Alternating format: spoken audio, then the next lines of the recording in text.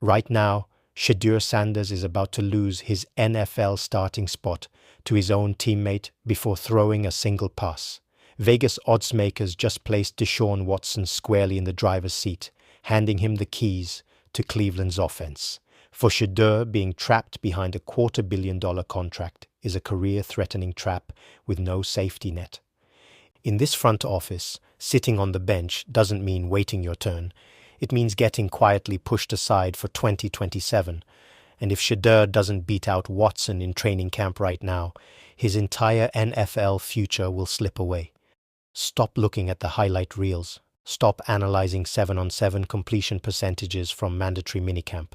If you think this quarterback competition is going to be decided purely by performance on the practice field, you are looking at the wrong playbook.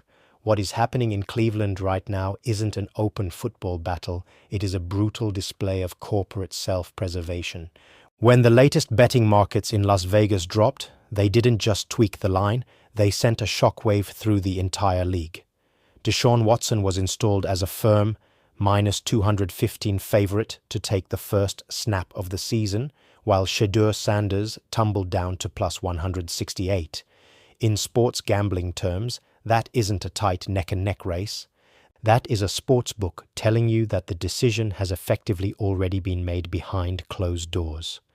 To understand how dangerous this moment is for Shedeur, you have to look at the massive disconnect between what the fans see and what the front office is forced to do. To the fan base, Shedeur represents hope. He came in last year during a chaotic second half, showed sparks of genuine poise under pressure, and gave a lifeless franchise a reason to tune in on Sundays.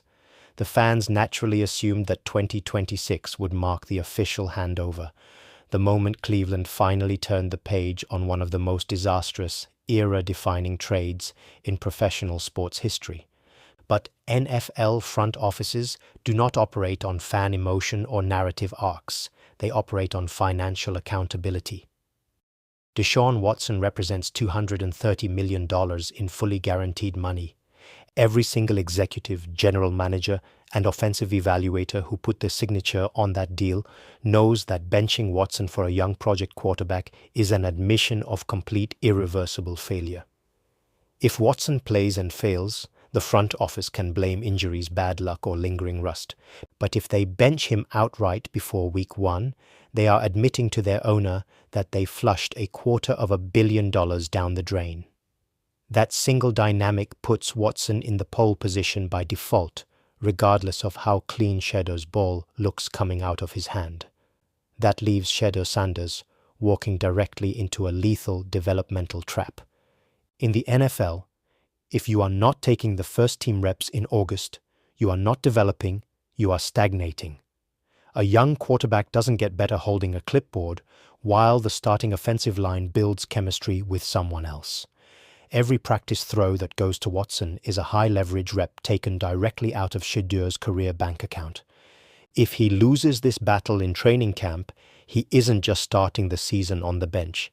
He is giving up the only window he has to prove he can lead this team before the organization hits the reset button entirely.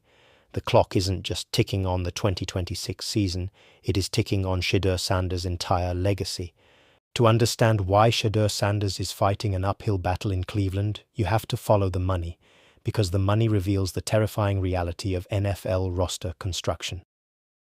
Back in 2022, the Cleveland Browns made the most aggressive, divisive, and financially absurd gamble in sports history when they handed Deshaun Watson a 5-year, $230 million contract that was entirely 100% guaranteed. That single contract did not just reshape Cleveland's salary cap. It forged a set of golden handcuffs that have bound the front office ever since. When an organization commits nearly $250 million of guaranteed cash to one player, every single operational decision from that moment on is dictated by the overwhelming urge to justify that decision. It is the textbook definition of the sunk cost fallacy in professional sports, and right now, Shedeur Sanders is the collateral damage. Look at the sheer contrast in leverage between the two players sitting in that quarterback room. Deshaun Watson is eating up a monumental chunk of the team's financial space, carrying catastrophic dead cap charges that extend years into the future through restructured void years. If the Browns bench Watson, that massive price tag doesn't magically disappear, they are still paying him superstar money to wear a baseball cap on the sideline, declaring to the entire sports world that their defining decision was a colossal error. On the other side sits Shedeur Sanders, who signed a modest 4-year, $4.6 million rookie deal after sliding into the 5th round of the draft. In the eyes of an executive, Shedeur represents practically zero financial risk. If he sits on the bench, nobody loses their executive parking spot. If he stays as the backup, the front office doesn't have to answer uncomfortable questions from ownership about why hundreds of millions of dollars are rotting on the bench. This is precisely why national insiders and local beat reporters keep confirming the exact same uncomfortable truth. Despite fan fatigue, public outrage, and endless sports radio debates, Deshaun Watson remains in the absolute pole position for the QB1 job. When national journalists report on training camp dynamics, they aren't guessing. They are echoing what high-level executives are whispering behind closed doors. The organization desperately needs Watson to succeed. They need him to take the first snap, run the first team offense, and show even a microscopic spark of his former Pro Bowl self so they can rationalize the financial hole they dug for themselves. For Shedeur, this financial dynamic creates an almost impossible hurdle to overcome. In a normal, merit-based environment, a young quarterback who shows superior timing, accuracy, and poise during spring practices earns a legitimate shot to split first-team reps. But in Cleveland, every practice script is weighted to favor the guy with the massive paycheck. Watson gets the starter reps with the primary offensive line, the top receivers, and the customized game plans designed to rebuild his confidence. Shedeur is left running second-team drills with backup receivers and makeshift blocking schemes, forced to be perfect on every single throw just to stay in the conversation. The Browns are actively prioritizing the survival of their $250 million investment over the organic development of their rookie quarterback. And as long as those golden handcuffs remain locked, Shedeur Sanders is stuck waiting for a chance that may never truly be fair. Throw out the myth that the NFL is a pure meritocracy where the best player simply steps onto the field and takes the starting job. Football, at its highest executive level, is a game of draft asset management. Every single pick spent on a player represents an organizational commitment, and draft capital acts as an invisible shield that protects high-round picks while leaving late-rounders exposed. When Shedeur Sanders tumbled down the draft board into the 5th round, selected 144th overall, the league didn't just give him a lower signing bonus. They stamped an expiration date directly onto his opportunity window. First-round picks are given 2nd, 3rd, and 4th chances to fail before anyone pulls the plug. A 5th-round quarterback like Shedeur gets 0 grace period. The moment he stumbles, the front office treats him like house money they are more than comfortable cashing out. Listen to how Shedeur handles the microphone when reporters cluster around his locker during off-season workouts. He speaks with a calculated, almost surgical composure. He repeats all the right diplomatic phrases, focusing on personal growth, maintaining a professional bond with Watson, and letting the work speak for itself. On the surface, it is a textbook display of leadership and maturity. But beneath that polished media exterior lies a brutal structural dilemma. Sanders knows that taking the high road in press conferences does not buy him a single extra rep with the starting wide receivers on the practice field. Public patience is fine for the media, but inside an NFL facility, the currency that dictates a young quarterback's life is first-team snaps. This is where the brutal economy of practice reps fundamentally cripples a developing quarterback. In a modern training camp, teams operate under strict collective bargaining guidelines that drastically limit full contact practice hours. There simply are not enough quality reps to go around. When a 7-year veteran like Watson takes 65% of the first-team reps, he is refining timing with starting receivers like Jerry Jeudy and working against the top-tier defensive look. When Shedeur steps in with the second unit, he is throwing to backup receivers running routes against fringe roster defenders behind a backup offensive line. A veteran quarterback can survive on mental reps because he has years of real-game film baked into his muscle memory. A second-year quarterback who entered the league as a fifth-round pick cannot afford to learn by watching from the sideline with a headset on. If Shedeur does not get the lion's share of first-team reps right now in August, his internal clock, his diagnostic processing speed, and his chemistry with the primary offense remain stunted. The system forces him to play catch-up with inferior resources while judging him on the same scale as a $250 million veteran. That isn't a fair competition. It is a developmental trap designed to favor the established investment. 4 to 6 weeks. That is the exact length of the countdown clock, currently ticking over the city of Cleveland. Former Pro Bowl wide receiver Chad Johnson recently put the entire league on notice when he revealed what insiders are quietly whispering behind closed doors. Deshaun Watson will almost certainly start Week 1, but he is operating on the shortest leash of his professional career. If Watson stumbles, if the offense looks sluggish, or if the Browns drop winnable games early in the autumn schedule, the front office will have no choice but to pull the plug and hand the steering wheel over to Shedeur Sanders. On the surface, that soundbite sounds like a comforting safety net for Shedeur's fan base.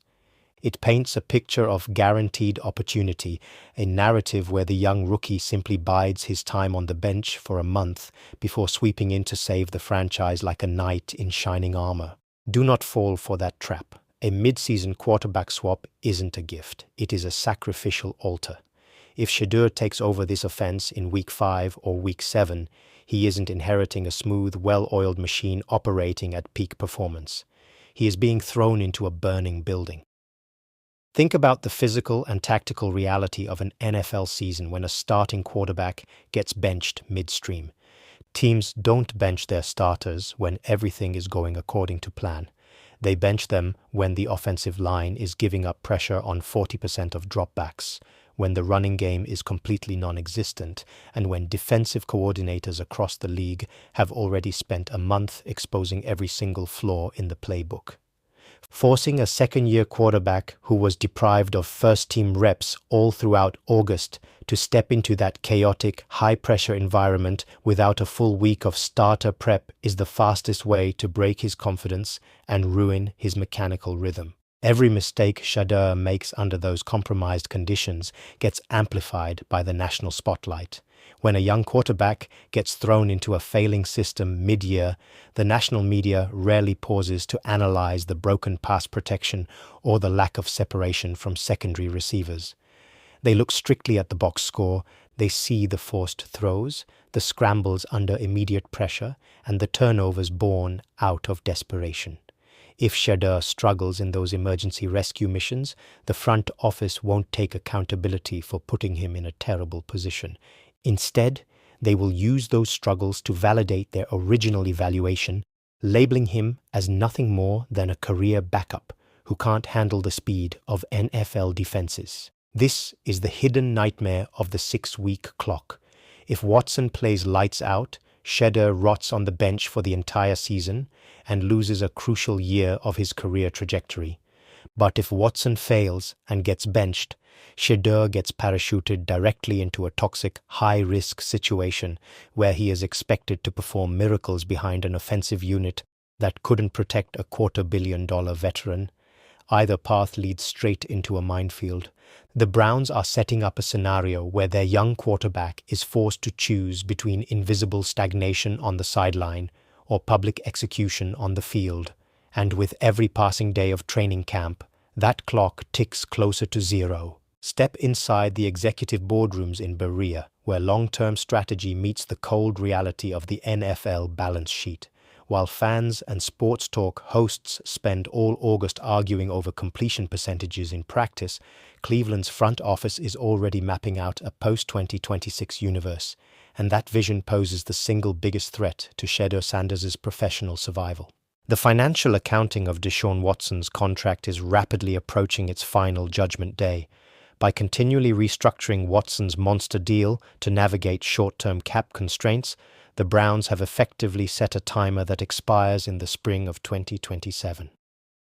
When March of 2027 rolls around, the contract officially enters its final phase, giving Cleveland its very first viable window to trigger a post-June 1st cut. The fallout won't be clean. It will trigger a historic dead cap hit expected to top $86 million, split across 2 seasons. But for the first time in 5 years, the franchise will finally see daylight on the horizon, with Watson's direct multi-million-dollar cash paychecks coming off their active books.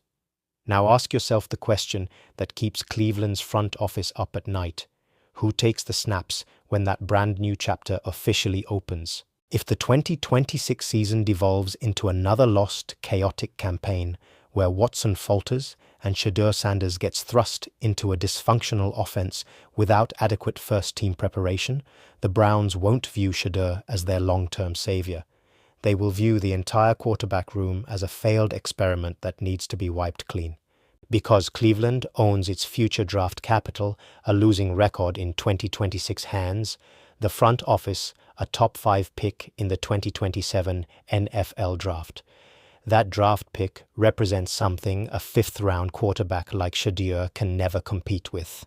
A clean slate, a blue-chip profile, and 5 cheap years of cost-controlled team options for a shiny, highly rated rookie quarterback. This is the invisible trap closing in on Shedeur Sanders.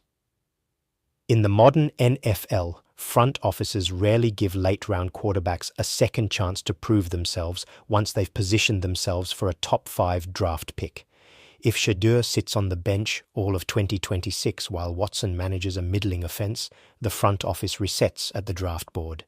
If Shedeur gets thrust into action mid-season and struggles behind a bruised offensive line, the front office uses those struggles to justify drafting his high-profile replacement in April. Shedeur isn't just competing against the veteran wearing number 4 on the practice field today.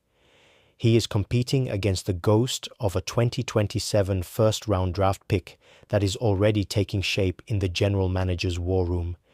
If he cannot force his way onto the field and deliver a commanding, indisputable performance right now in 2026, the organization will gladly swallow that historic dead cap hit, hand the keys to a fresh rookie draft pick, and leave Shedeur Sanders behind as an afterthought in Cleveland's rebuild.